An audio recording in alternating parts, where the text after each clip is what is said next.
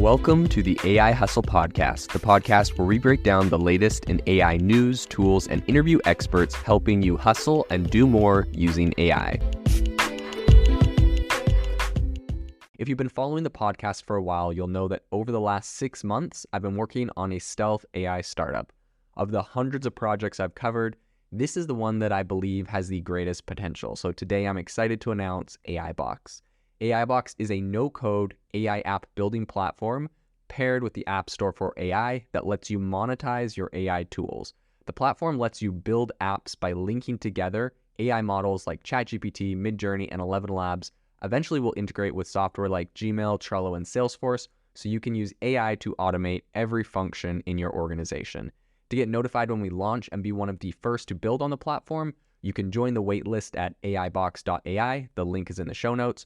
We are currently raising a seed round of funding. If you're an investor that is focused on disruptive tech, I'd love to tell you more about the platform.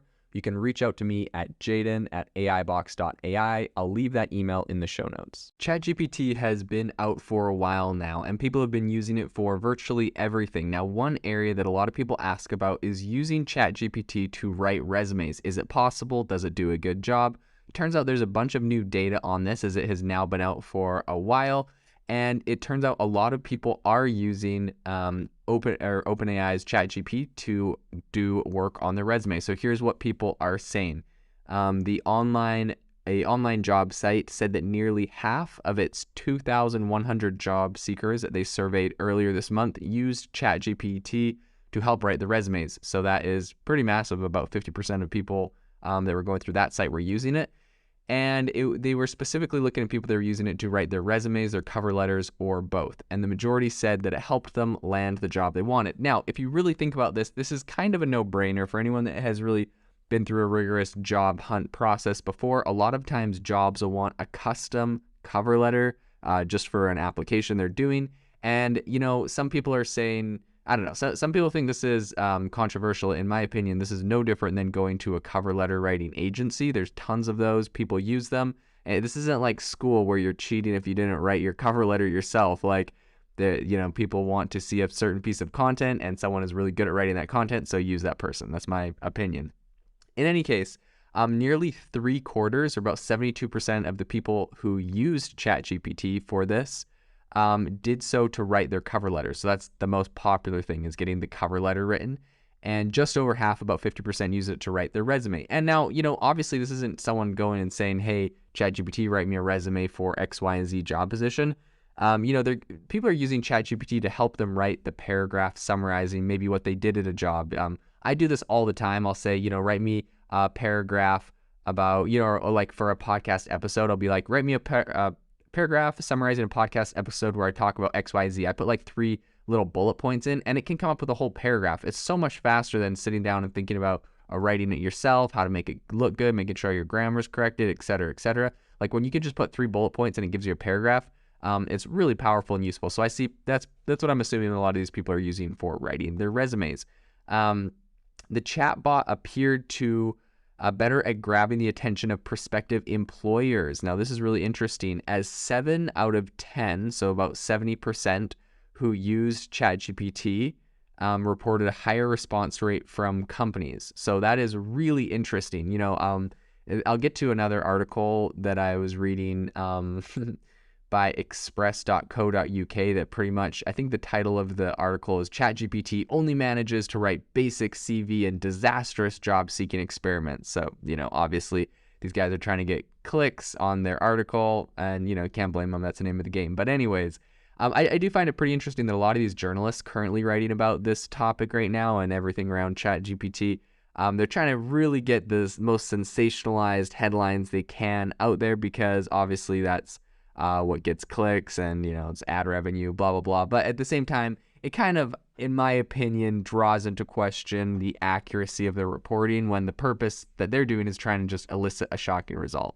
Anyways, something that the Telegraph or the Express did say, the Daily Telegraph did say, was Tom Haynes, he's a reporter for them, and he said that if those on the hiring end of the equation were going to be lazy and used AI to generate their job descriptions, I would meet them at their level and see if I could beat them at their own game. So that was like, his thing. I guess there's a report that a lot of people are using ChatGPT to write job descriptions. And again, like if you can put a bullet point of a bunch of things someone needs to know, and ChatGPT can write out a job description, I don't see why you wouldn't use that to save yourself some time.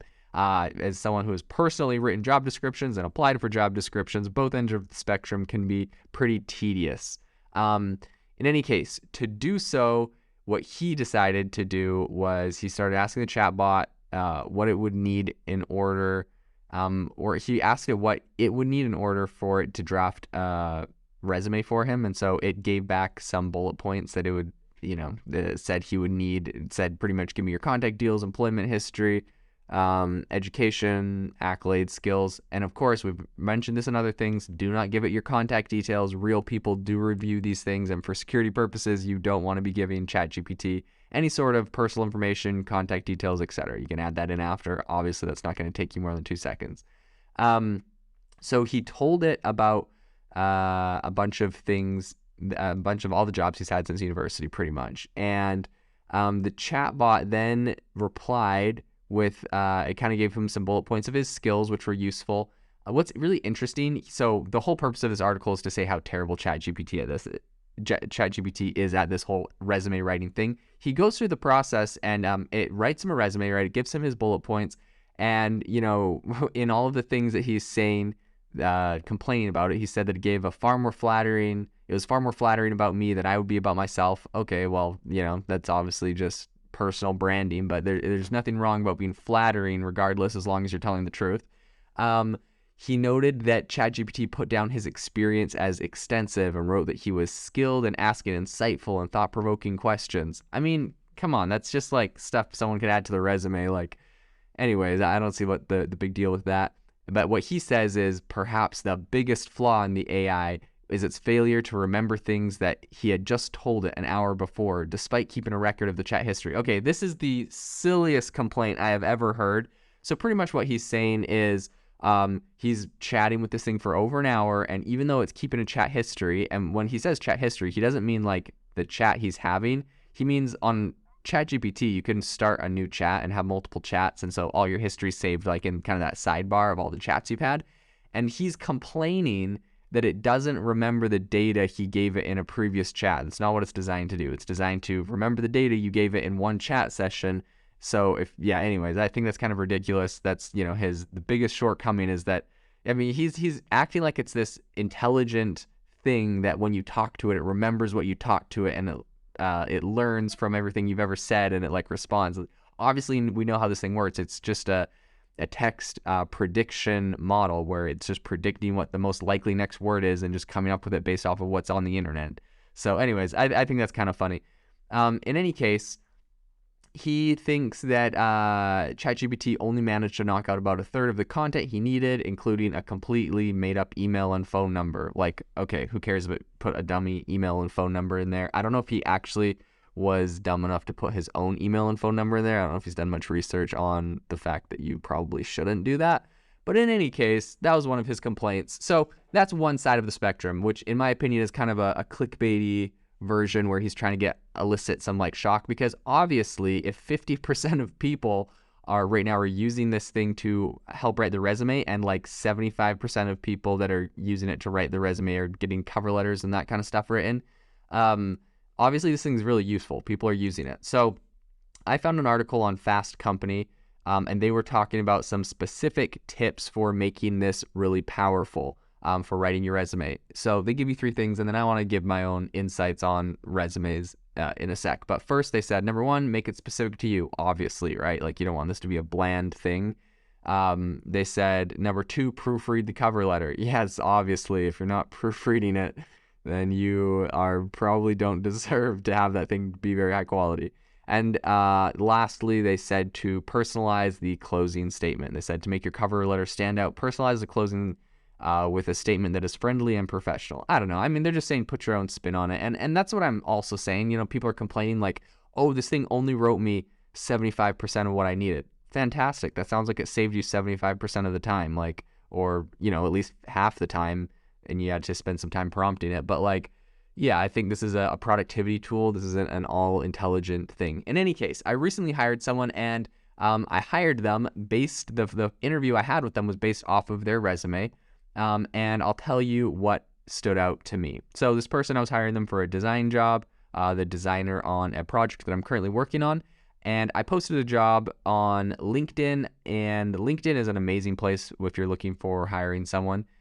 In about 30 minutes, I think actually in about 20 minutes, I had 30 people apply for the job. And then LinkedIn just kind of like shut down the applications because they were worried I was getting too many applications. So I looked through all the applications, and it was very obvious to me the people that were just submitting a generic application, the people that followed through on my requests for sending, I'm hiring a designer, so I said, submit your resume and a sample portfolio. So some people actually read my job listing and submitted that. Some people did not. So it's kind of obvious when someone's actually reading your job listing.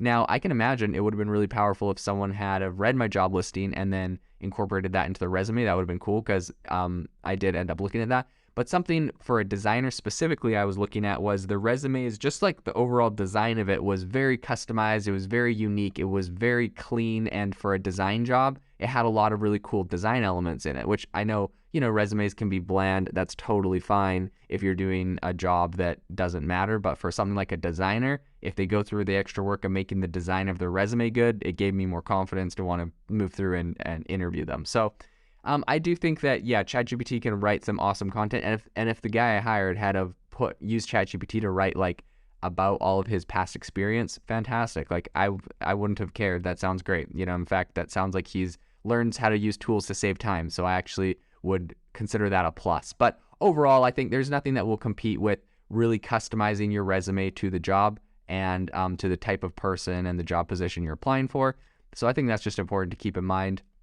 And in any case, I do think that ChatGPT is an incredibly powerful tool. I'm excited to see how this evolves for writing resumes in the future. If you are looking for an innovative and creative community of people using ChatGPT, you need to join our ChatGPT creators community. I'll drop a link in the description to this podcast. We'd love to see you there, where we share tips and tricks of what is working in ChatGPT. It's a lot easier than a podcast, as you can see screenshots, you can share and comment on things that are currently working. So if this sounds interesting to you, check out the link in the comment. We'd love to have you in the community.